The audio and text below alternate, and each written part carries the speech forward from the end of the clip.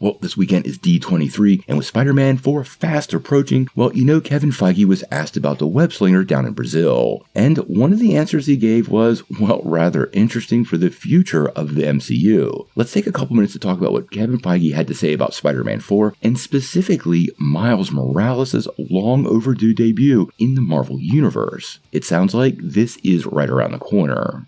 Well, if you're familiar with Marvel Comics, the character of Miles Morales has pretty much grown in the hearts of fans for several years. He came into existence in Earth 1610, taking over the mantle of Spider-Man after Peter Parker was killed. Now, over the years, there have been a ton of stories, and eventually, through the Secret Wars event, he found his way into the primary Marvel Universe and continues to live on there to this very day. Now, the character's profile has gotten even higher in recent years with the Spider-Verse movies over at Sony, pretty much making Miles a household name and much more associated with the character of Spider-Man with the general public. Now, Feige did not have a lot to say about Spider-Man 4 specifically, but he was asked about Miles Morales coming to the MCU and when that could happen, and it sounds like that's not that far out. Now, at D23, Kevin Feige actually said, quote, Miles will appear in the third Spider-Verse, which is in production. I hope that, shortly after that, he will be able to enter the MCU in live action.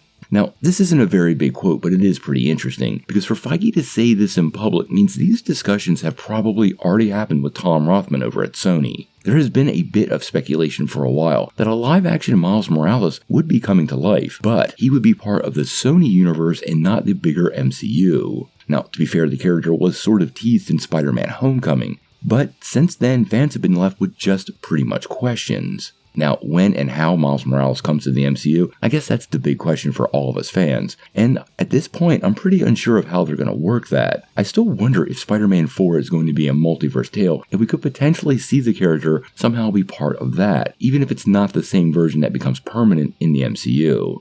But it sounds like Marvel definitely has definitive plans, and I am absolutely sure they're trying to time this with how many pictures Tom Holland has already agreed to do. There are several rumors, but none of it's been confirmed, that Holland is tied to the next 3 Spider-Man movies as well as those 2 Avengers films. So if I'm a betting man, after Spider-Man 4, well, we could very well see Miles first introduced in Spider-Man 5, and then potentially suit up in Spider-Man 6, where Tom Holland could get a farewell. This puts those movies way beyond the release date for Beyond the Spider-Verse, and would allow Sony to close up that trilogy of films and have Marvel take the character and run with him in the MCU and continue to grow the fan base.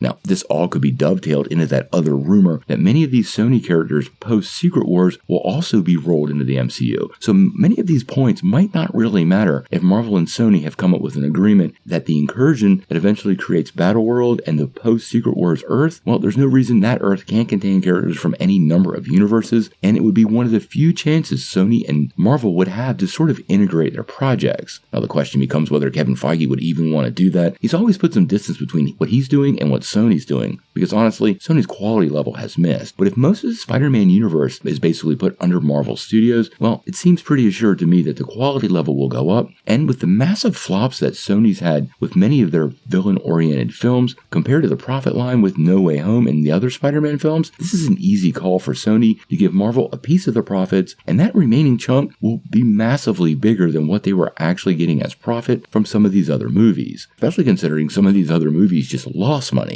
Now, obviously, there's a ton of Miles Morales fans here. We're going to watch this one really, really closely, but I feel like at this point, Kevin Feige has given us a definitive answer on Miles Morales. He's definitely coming to the MCU. It's just a question of when and how. So, what do you guys think? How excited would you be for Miles Morales to make his way into the MCU in live action? And if they do that, do you feel like that's kind of an indicator of where Marvel and Sony are going with the greater Sony Spider-Verse and their integration into the sacred timeline? Tell me what you think in the comments below. Now, before you take off, make sure you hit that like and subscribe button, ring that bell for all the updates, and make sure you get every notification because we do daily Marvel and DC content and we don't want you to miss any news.